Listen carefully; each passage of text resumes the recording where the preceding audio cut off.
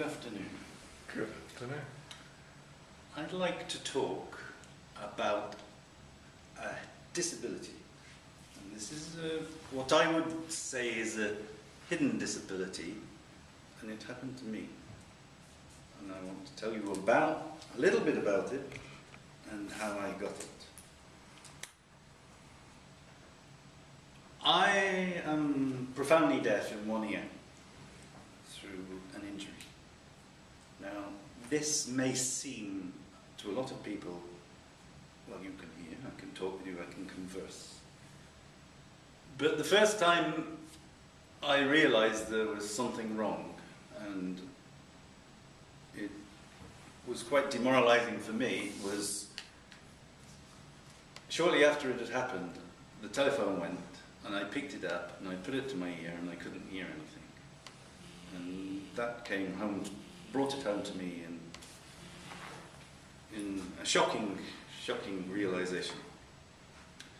And then afterwards, I've been in shops and been in public places, and people are saying, excuse me, trying to get past me, and I can't hear them. And they think I'm rude. How old was this? Were you with this first? It was in 1987. I'll tell you a bit more about it later. And whenever I go with my mother, she always catches the bus, and she wants me to come with her on the bus. And I can guarantee she will take a seat on my left, she will sit down, and I'll sit down next to her. And as we're travelling on the bus, she'll talk to me, but she doesn't like to raise her voice, and I can't hear her. So she'll say something, I'll say, excuse me, pardon me, excuse me, pardon me. And after a few times, she gets in a, never mind. Oh, okay, it's my mother, but these kind of things do demoralize you. And the other thing is, if I go out with my wife or with friends and we go to places where there's a lot of conversation, a lot of loud noise, I can't hear conversations very well or at all. And sometimes I'm sat there and I don't hear a thing of what's going on. So, how did this happen to me? It was an accident. So, Rafa has probably heard of this, but the other people, do you know what a subdural hematoma is? Well, it's a blood clot. It comes after a trauma to the head, and the veins that connect to the brain get damaged, and blood starts to fill the cavity between the brain and the skull, and it starts to cause intense pressure. And to the extent, if it's left, in some cases, it can cause damage. Diffuse axonal injury, have you heard of that?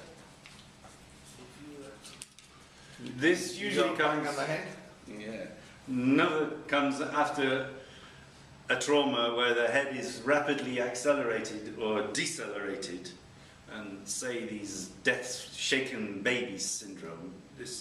And the nerves that connect to the brain through the head, they get disrupted. Sometimes afterwards, and not straight away. So you can become unconscious and then wake up, and then later on this disconnection can happen. So, who's heard of Michael Schumacher? Yeah, everyone's heard of Michael Schumacher. Jules Bianchi. Jules Bianchi, also a Formula One driver, this year in the Japanese Grand Prix. He suffered diffuse axonal injury. Michael Schumacher we don't know, because nobody's saying. But It was not the helmet. He had one of those cameras. yeah. And it was the camera mounting that went through and caused the damage. Anyway, that's what I had as well. So, I was on a ship a long time ago. We went to Mexico, up the Gulf of California. Now, the Gulf of California is not California in the way you think it is Mexico. Actually, it's near where this Sinaloa place where all of the drug gangs are. And the ship went to a power station which was very, very distant from anywhere. And so the guys were going ashore. They said, "Come ashore, Mark." I said, no, I don't want to go ashore. And then they said, "Come, there's a fishing village. We can go and have a meal, fresh fish." So we said, "Well, okay, I'd like to see a Mexican fishing village." So I went ashore with them. Now, the power station, there was no road connecting the village to the power station. So what everybody did, they went up this hill, through a break in the fence, and down to this fishing village. So we went there, had a meal, came back. So I can remember it still today. I can't remember much about the fishing village, but I can remember coming back over the hill, and there was a big steep slope down to the power station, and it was dark because there's no lights. There were just the lights from the power station, and the hill was very steep. And I remember going down the hill, and of course going down fast, and the next thing I knew was the next day, about 12 hours later, I woke up in a hospital. And what had happened was there was a drainage channel cut into the side of the hill that was not visible. And I fell. The other people told me what happened. I fell. My chin caught on the edge of this concrete channel. That's where I got this scar from. And then I fell down backwards 3 meters and banged my head. So I woke up in a hospital, tremendous headache,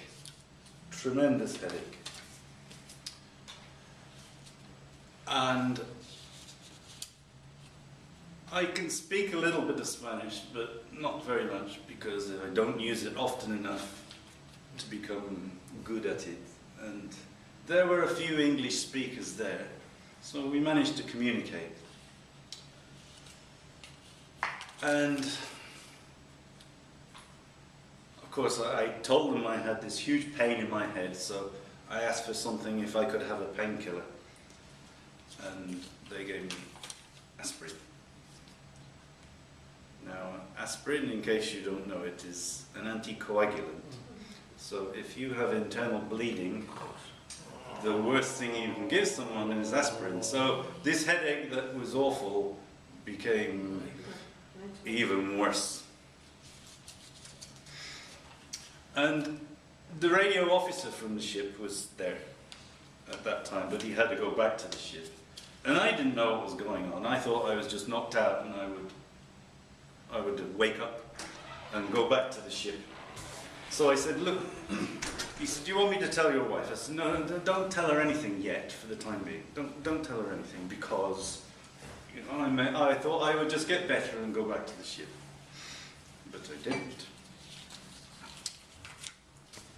So shortly after they gave me the aspirin, my hearing was fine then. Suddenly it was like someone had turned off a radio, and I lost the hearing in my ear.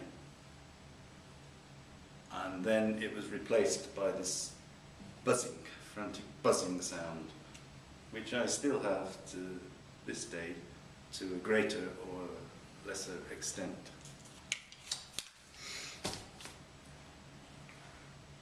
Then they moved me to a ward, which was just an open ward with other Mexican patients there, and I had an IV. There was not much medical care, so every day I went to the bathroom, I took a shower, I did everything, got myself changed with my IV in, and got back to the bed. And remember, I still got this huge, crushing headache all of the time, and now I've lost the hearing in my ear. There was a TV next to the bed, and it was full blast. And this was driving me even more crazy because of this headache. And they gave me food, that was fine, but I couldn't eat this food. I couldn't eat any of the food. And anyway, I had not much of an appetite. The female doctor there, she was very good, and she pleaded with me to eat, but I couldn't eat. And she even said, you can pay some money and get some better food if you want. But as I had no appetite, I wasn't too bothered about paying for food. Then I asked for some painkillers, and this was a male nurse came to me. I asked him for painkillers, and he came back and he threw these 2 paracetamol. He was very angry and shouted at me. Then I figured out that probably I was expected to pay for all of these things, even though the shipping agent was covering it. But I don't know how the system works in a Mexican hospital, at least not in 1987 when it happened. Later on, I was there for about a week. Later on, they brought in an older guy, and he was coughing. And he was coughing, it sounded like he'd had every lung disease that you could ever have. And he sat most of the day on his bed with a bucket, coughing and spitting into this bucket all day. And then they became concerned, I think, with his health, so they moved him next to me, so he was next to the alleyway. And I was drifting in and out of sleep, in and out of sleep. And during the night time, I suddenly heard him leap up and he was shouting, La baña, la baña, la baña, which means bathroom in Spanish. So he wanted to go bathroom. And he ran around, he pulled out his IV, and I remember seeing this spray of blood come across all of his sheets as the IV was pulled out of his arm. And then I must have drifted back into sleep, because I woke up about half an hour later and they were putting him in the body bag. And I don't know what happened to him, but yeah. So those are my memories, and I sat down the other day to write them down, because it's a long time since I thought about this. But I wrote down 7 pages there, and certain things that I'd forgotten about came back to me. And anyway, I left this hospital. I was put on the plane from Hermosillo to Phoenix Airport. And I got to Phoenix Airport and I had to change terminals. And there was no internal transport, so I had to take my own suitcase, which fortunately had wheels on, and walk between the 2 terminals. And then when I got to the other terminal, because the guys on the ship had packed my bags for me, and they asked me this question, have you packed your bags? So they made me unpack everything and repack. And so, okay, at Phoenix Airport, I phoned my wife. And I said, do you know what's happened to me? And she said, no. And later on, the company, they admitted they made a mistake by not following up. So I explained what had happened. So she phoned the doctor at home, and they knew I was coming, and they arranged for me to be collected from the airport in the UK by an ambulance. I flew from Phoenix to St. Louis Airport, and there I was waiting a connection for London Gatwick. And the plane was delayed. And it was delayed. And it was delayed. Then eventually they said, you can get on the plane now. Great. So we all got on the plane, sat down, waiting and waiting and waiting and waiting. And they said, you have to get off the plane now because there's something wrong. So we all got off the plane. We waited and waited and waited, and we got on the plane. And then the plane left the terminal, and it taxied out, and it stopped. And they said, oh, there's a bit of a problem. Just a minute. So we waited and waited and waited, and then the plane went back to the terminal. We all got off again, and waited a bit more, and and a bit more and a bit more. We got back on the plane. The plane took off.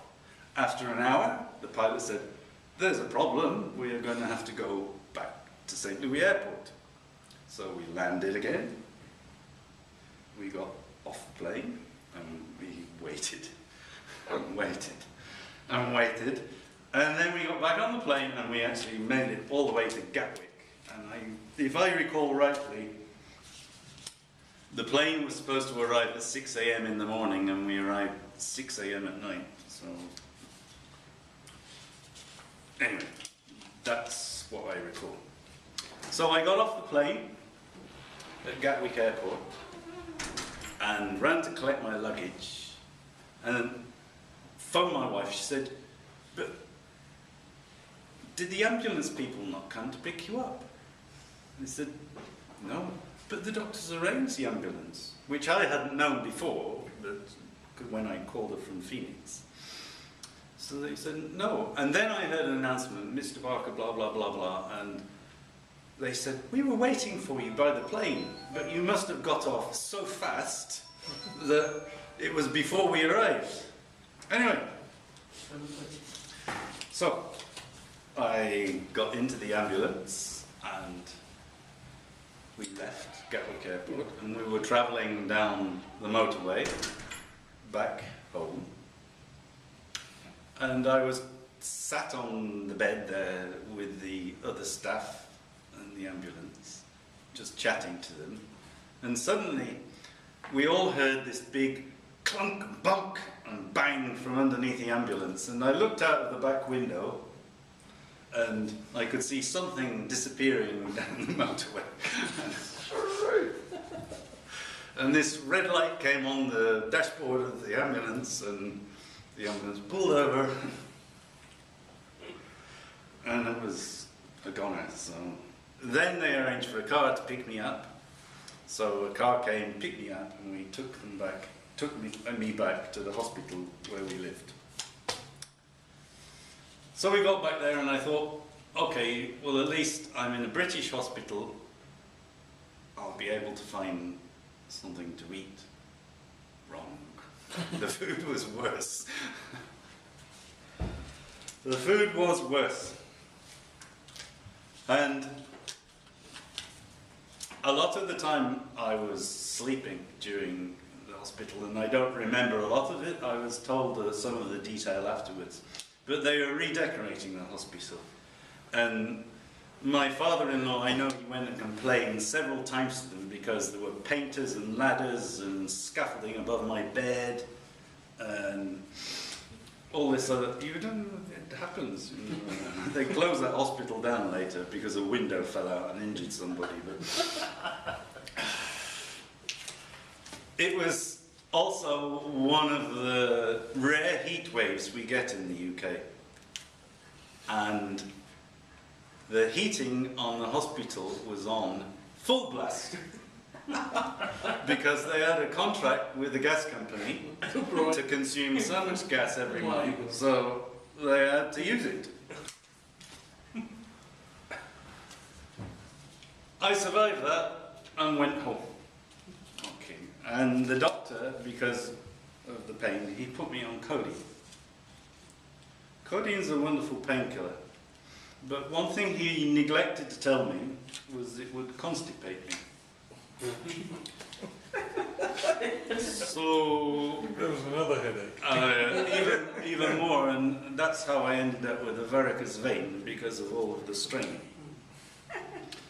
And I went to see him about it, and he just laughed.